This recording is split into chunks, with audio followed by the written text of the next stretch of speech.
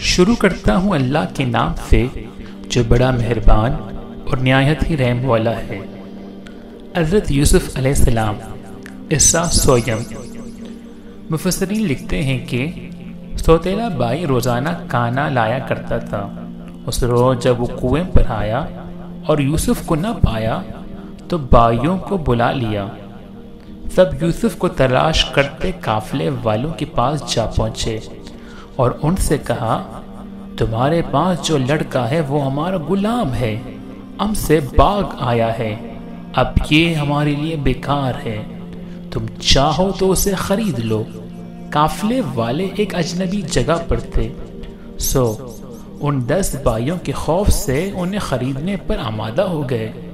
حضرت ابن مسعود اور حضرت ابن عباس فرماتے ہیں کہ ان بھائیوں نے حضرت یوسف علیہ السلام کو 20 درہم میں فروخت کر کے آپس میں 2 درہم تقسیم کر لیے۔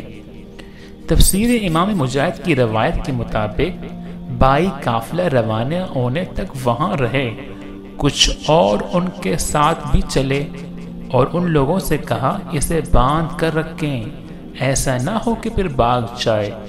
انہیں ڈر تھا کہ کہیں وہ بھاگ کر والد کے پاس نہ پہنچ جائے۔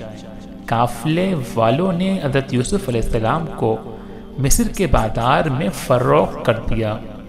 تفسیر قرطبی میں ہے کہ لوگوں نے بڑھ چڑھ کر قیمتیں لگانا شروع کی، یہاں تک کہ حضرت یوسف کے وزن کے برابر سونے، وزن کے برابر خشک اور وزن کے برابر ریشمی کپڑے میں فروخت کر دیے گئے۔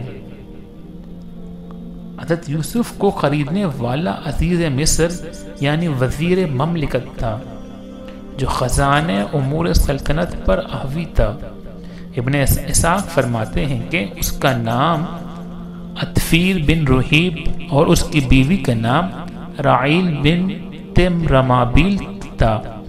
ان دنوں ریان بن ولید مصر کا بادشاہ تھا، تاہم اکثر مفسرین نے عزیز مصر کی بیوی کا نام زلیخا لکھا ہے۔ عزیز مصر حضرت یوسف علیہ السلام کو خوش اپنے گھر لے آیا اور بیوی کو نصیحت کی کہ اسے بہت پیار اور محبت سے رکھو۔ قرآن پاک میں ارشاد باری تعالیٰ ہے، مصر والوں میں سے جس نے اسے حضرت یوسف علیہ السلام کو خریدا تھا، اس نے اپنی بیوی سے کہا اسے بہت عزت و احترام کے ساتھ رکھو، بہت ممکن ہے کہ ہمیں فائدہ پہنچائے یا اسے ہم اپنا بیٹا بنا لیں۔ یوں ہم نے مصر کی سرزمین میں یوسف کے قدم جما دیے۔ سورہ یوسف آیات 21۔ حضرت یوسف علیہ السلام محل میں بڑے پرسکون اور اطمینان کے ساتھ رہ رہے تھے۔ عزیز مصر اب آپ کی دیانت، شرافت، پاکیزگی، سچائی اور بردباری سے بہت متاثر تھا، لیکن ابھی اللہ تعالیٰ کو حضرت یوسف علیہ السلام کو مزید امتحانات سے گزارنا تھا۔ کچھ ہی عرصہ گزرا تھا کہ آپ اس نے شباب پر پہنچ گئے۔ عزیز مصر کی بیوی زلیخا آپ علیہ السلام کے حسن سے بہت ہی متاثر تھی۔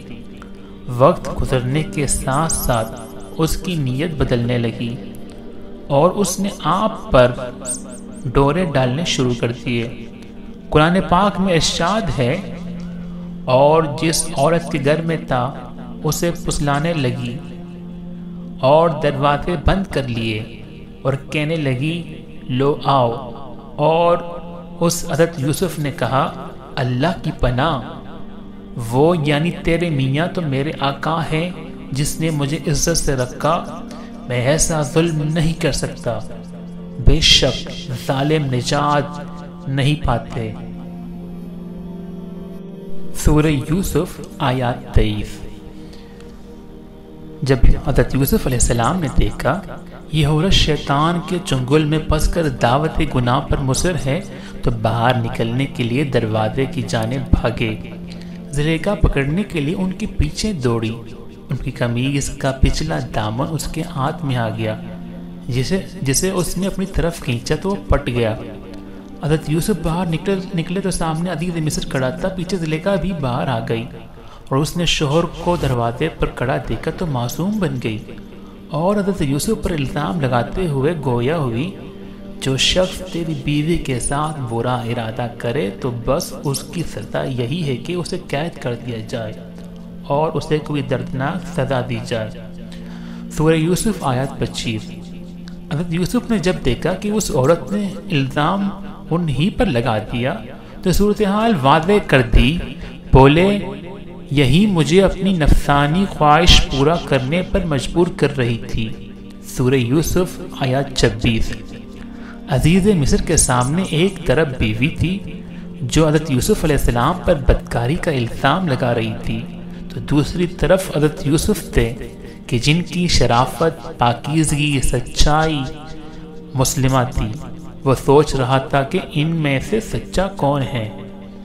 قرآن پاک میں ارشاد ہے، عورت کے گھر والوں میں سے ایک گواہ نے گواہی دی کہ اگر اس کا کرتا آگے سے پٹا ہوا ہے تو عورت سچی ہے اور وہ جھوٹا ہے، اور اگر اس کا کرتا پیچھے سے پٹا ہوا ہے تو یہ جھوٹی ہے اور وہ سچا ہے۔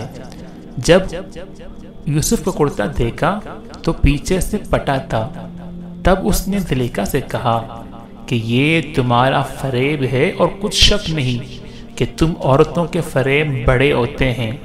پھر اس نے یوسف اس بات کا خیال نہ کر اور زلیخا تو اپنے گناہ کی بخشش مانگ، بے شک خطا تیری ہی ہے۔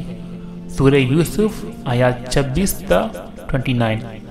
تفسیر ابن کثیر اور معارف القرآن میں ایک دودھ پیتے بچے کا ذکر ہے کہ جسے اللہ تعالیٰ نے گویائی عطا فرمائی اور اس نے عزیز مصر کو یہ حکیمانہ مشورہ دیا جس میں حضرت یوسف علیہ السلام کی بے گناہی ثابت ہوئی۔